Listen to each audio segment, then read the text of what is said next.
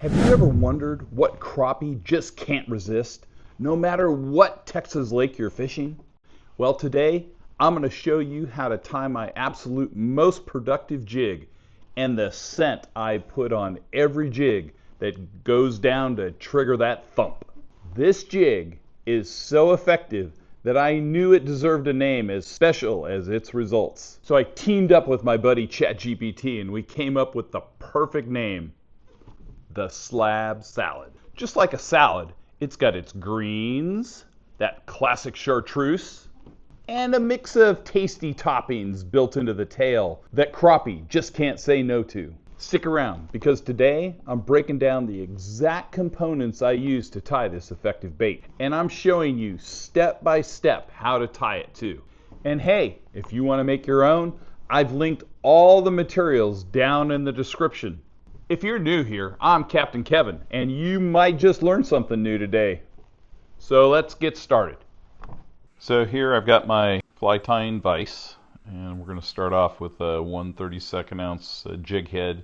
You can go 1/32, 1/8. You can also put split shots on your line to make it a little bit heavier. But this is what I start with. I don't have any preference for a specific jig brand. You can use some of these colored ones that have eyes on them already, or just a regular lead head, as you can see there in the picture there. So for the body, I'm going to use this chenille, chartreuse chenille for the body. And then for legs, we're going to use this blue glow-in-the-dark leg there. And then we've got some chartreuse leg. And then I've got some blue feather and chartreuse feather that will cut little snippets off, about an inch of each of those off to put in to make up the tail. And then I've got some flashabou, some blue and chartreuse flashabou that I mix in with the tail endings. So that kind of makes up my tail for those crappie jigs. So there I've got a few of the tail pieces already cut. Now I'm going to cut about an inch and a half piece for the other components of the tail, so I can get all of those laid down there on the table. Get them all lined up there evenly. I've got the plastic legs and the flashabou already cut. We're going to cut a piece of the blue feather here.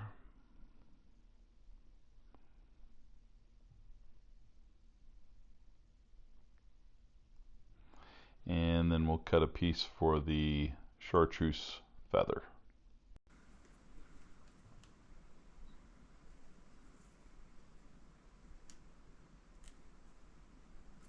So once you have all of your leg components, you'll bunch them up there in your hand there and put them in your hair stacker. And this hair stacker, then you tap them down, and that gets all of your pieces of your tail even. So you can place those evenly up there on your jig. So here we're going to start with my chartreuse thread, and we're going to do a bunch of wraps around the head of the jig and then work our way back to the tail.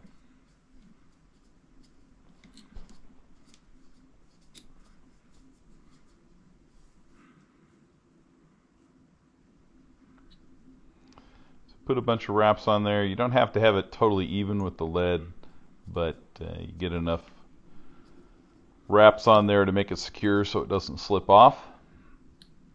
And then you're going to take your tail components out of your hair stacker and take the even end. Oh, looks like we got a little snag there on that one.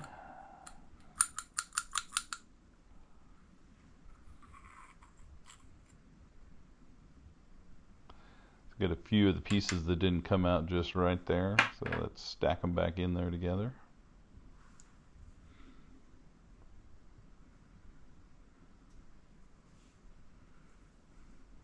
We'll lay those on there by hand. And now we're going to lay that up there on the tail, and with the thread we're going to do a number of wraps to secure that tail material onto the back end of the jig.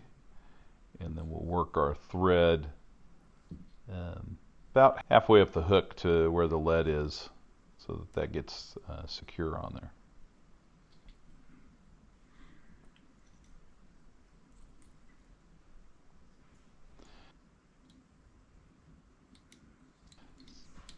So here I'm taking it forward, then I'm coming back toward the back, and you're going to want to take the thread to the back so that you can start your chenille.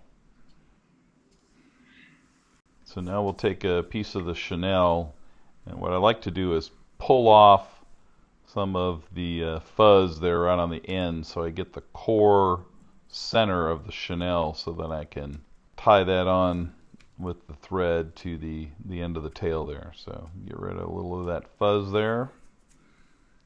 So you've got a good piece that you can secure into that tail material toward the back of the jig. And then we're going to wrap that a number of times.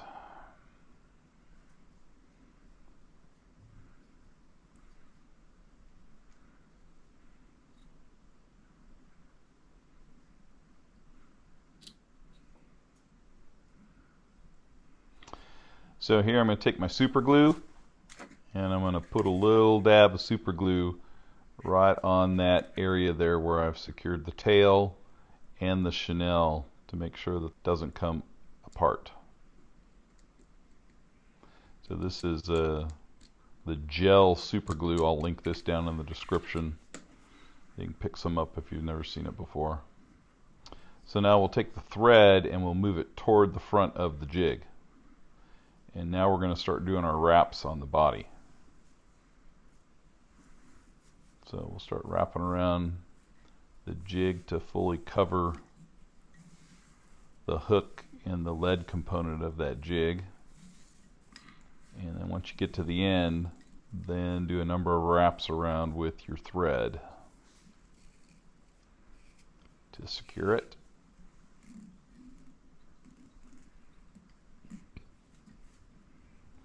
And once you've got that wrapped, take your scissors and cut off that chenille so that you've finished off the body part.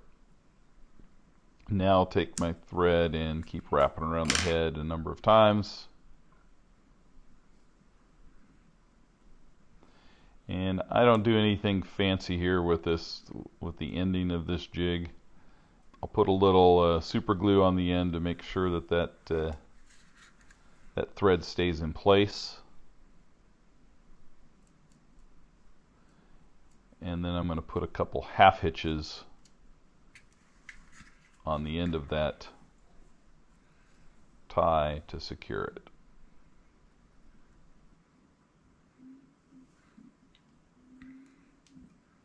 So now I've got a couple half hitches and some super glue there to end that, and there I just broke it off. You can cut it or break it off. Now we're going to take the scissors and snip off the excess ends of the tail. You can make the tails as long as you want or short as you want, personal preference.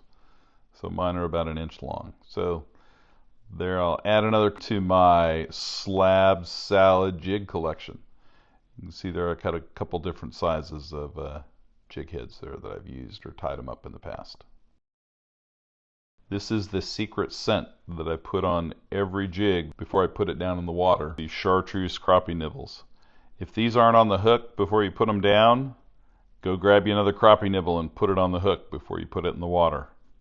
Your hookup rates will dramatically increase when these crappie nibbles are on your hook. Check out this video here of us sniping crappie on Granger Lake. Or check out this video where I found some crappie in pretty shallow water and picked them off one after another. Tight lines, and we'll catch you on the next one.